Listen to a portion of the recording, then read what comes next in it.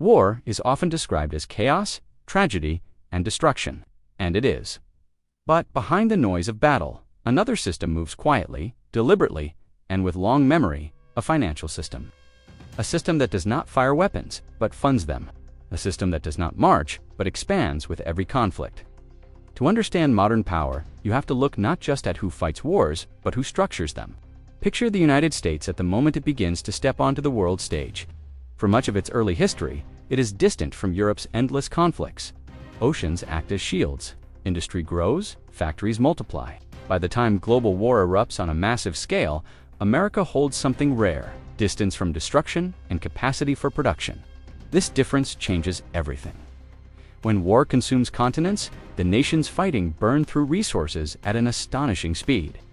Weapons, steel, fuel, ships, uniforms, food war eats supply chains, and someone must supply the machine. The United States becomes that supplier. Factories that once made tools and consumer goods pivot toward military production. Farms expand output. Banks arrange financing. War orders turn into industrial acceleration. This is the first shift. Conflict abroad becomes growth at home. Money flows toward American producers, not away from them. While battlefields destroy infrastructure in Europe, American infrastructure expands. Ports grow busier, industrial capacity deepens, technological expertise rises. War, which is ruin for some, becomes momentum for others.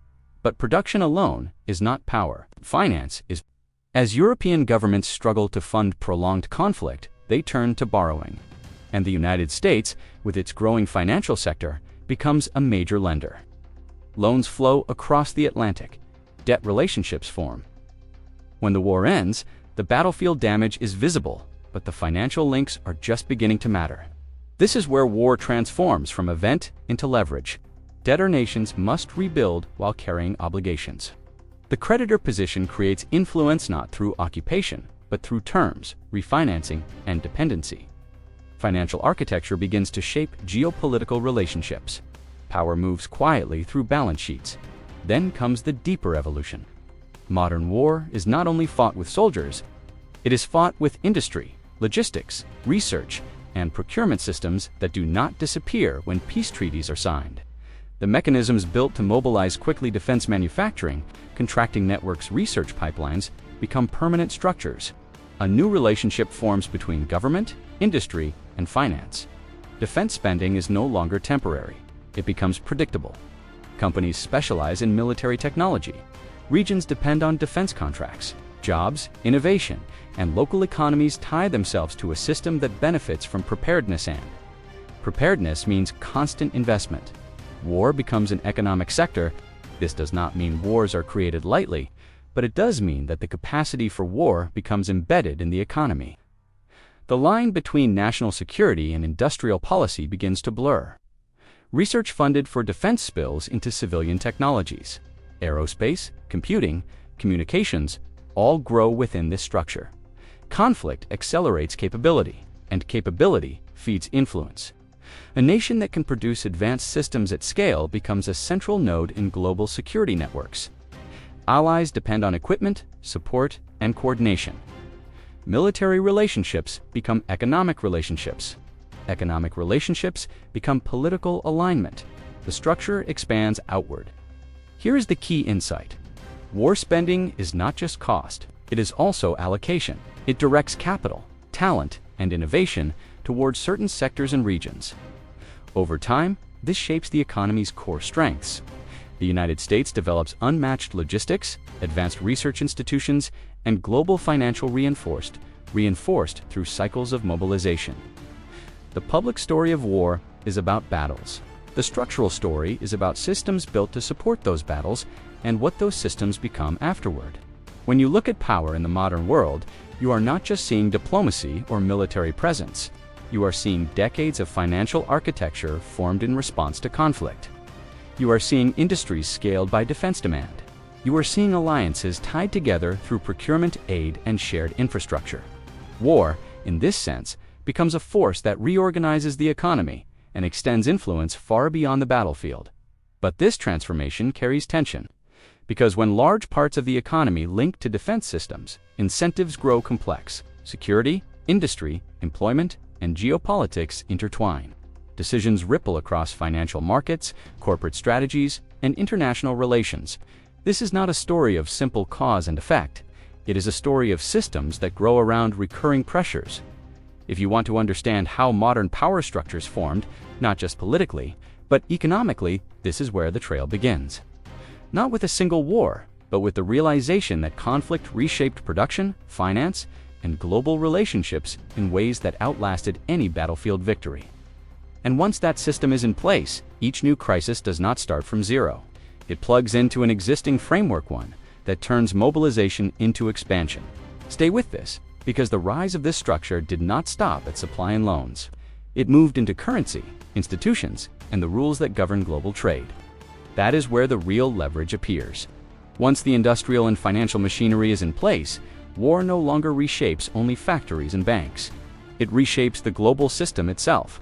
As the United States deepens its role as supplier and creditor, another layer forms: institutional design.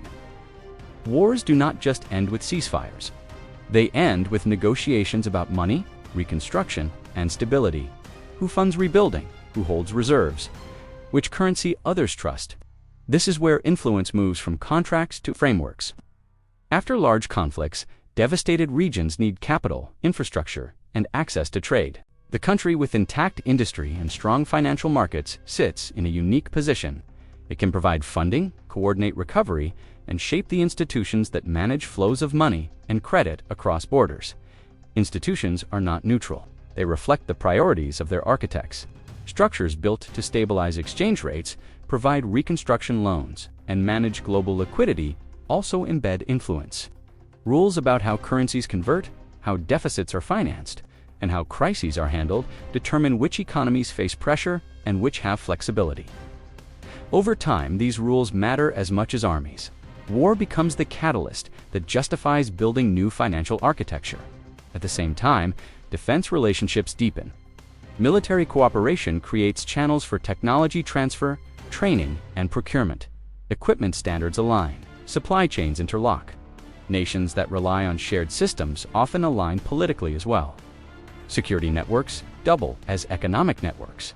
This is the second stage of transformation, from war production to systemic integration. Spending on defense research produces breakthroughs that spill into civilian life. Navigation systems, computing advances, materials science many emerge from projects originally justified by security. Private firms grow by fulfilling government contracts, then adapt innovations for commercial markets. The boundary between military and civilian technology becomes porous. This creates a feedback loop. Government spending accelerates research. Research strengthens industry. Industry boosts exports, and financial strength supports further government capacity. Each cycle reinforces the others. Meanwhile, global finance increasingly orbits around the currency and markets of the most stable and liquid economy. When investors seek safety during uncertainty, they move capital into assets they trust will hold value. Deep markets attract global savings.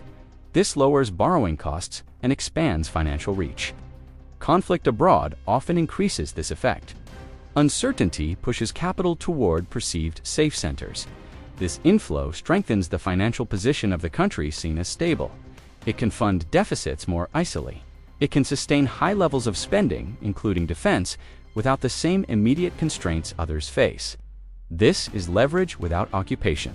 Power grows not only through direct control, but through position within networks: financial, industrial, and institutional. War accelerates the building of these networks, but once established, they operate continuously, in peace and crisis alike. However, this system also creates dependency on scale. Large defense budgets support industries, regions, and research ecosystems. Sudden contraction would ripple across employment and innovation, so the structure tends to persist. Preparedness becomes permanent. The idea of a wartime economy blurs into a standing framework. Over decades, this shapes political debate, corporate strategy, and international relationships. Decisions about security spending influence markets, markets influence policy, policy shapes global alignments. the connections multiplied. And yet, this system is not immune to strain. Funding long commitments requires sustained confidence in financial markets and in currency stability. It relies on the belief that obligations can be met and that institutions will hold. If trust weakens, pressure appears. But as long as the system functions, the combination of industrial capacity, financial depth, and institutional influence creates a form of power that extends far beyond the battlefield. Wars may end, but the structures built to fight them continue to shape the world. The breaking point does not come from one conflict alone. It comes from cumulative weight commitments, costs, and expectations layered over time. And that is where the story turns from rise to stress. When the weight of the system becomes visible, it does not appear first as weakness. It appears as scale. Global presence, endless commitments. But scale carries a quiet question beneath it. How long can expansion through mobilization continue without distorting the foundation that supports it? Over time, the financial structures built around conflict begin to shape expectations. Markets assume stability in defense spending. Regions depend on contracts. Research institutions align priorities with funding streams. Allies structure their own security around shared systems. What began as response becomes baseline. This is where tension grows, because funding large, ongoing commitments requires a delicate balance. The financial system must absorb debt. The currency must retain trust. Investors must believe the structure remains reliable. As long as confidence holds, the cycle continues. But if doubts grow about sustainability, priorities, or political cohesion, pressure spreads through markets quickly. War spending, like any large allocation, has opportunity costs. Capital directed toward defense is not directed elsewhere. This can produce innovation and strength, but it can also narrow focus. Over decades, economies must balance security, infrastructure, social needs, and growth. When one category dominates for long periods, trade-offs intensify. Meanwhile, global dynamics evolve. Other nations build capacity. Technologies diffuse. Financial centers diversify. The advantage once created by distance from conflict becomes harder to maintain in an interconnected world. Competition grows, not only militarily, but financially and technologically. The system must adapt or strain. Here, the pattern becomes clear. War helped accelerate industrial expansion, financial centrality, and institutional influence. It linked security with economic structure. It built networks that extended power far beyond borders. But every structure built under pressure carries the imprint of that pressure. Preparedness can harden into inertia. The same mechanisms that once provided flexibility, rapid mobilization, large-scale funding, integrated network scan become harder to adjust when conditions change. Industries built for one set of priorities resist sudden shifts. Financial markets react quickly to uncertainty. Political debate becomes more complex as interests multiply. This does not mean collapse. It means constant management of balance. Modern power, shaped by decades of conflict-driven architecture, depends on maintaining trust in institutions, currency, and governance. It depends on aligning security needs with economic sustainability. It depends on ensuring that systems built in crisis do not become so rigid that they cannot evolve. The deeper lesson is not that war automatically creates strength or decline. It is that war reorganizes incentives. It channels capital. It builds structures that outlast the moment. Those structures can expand influence, but they also tie future stability to choices made under past pressures. When you look at the world today, you are not just seeing current policy. You are seeing layers of financial and industrial design formed across conflicts. You are seeing how security networks intertwine with trade, technology, and capital flows. You are seeing how power can grow through systems as much as through force. The question every large power faces is how to sustain this architecture without letting it become a constraint. How to keep capital moving productively, not just predictably. How to balance security with flexibility. How to ensure that institutions built for crisis can still serve a changing world. Because in the end, power is not only the ability to mobilize resources, it is the ability to adapt the structures that mobilization creates. If this story helped you see how conflict shaped modern financial and political systems, stay with Fiscora Empire. These investigations are about the mechanics behind headlines, the incentives, flows, and architectures that define global power. Subscribe and follow so you, Dan T, miss the next deep dive into the systems that quietly shape our world.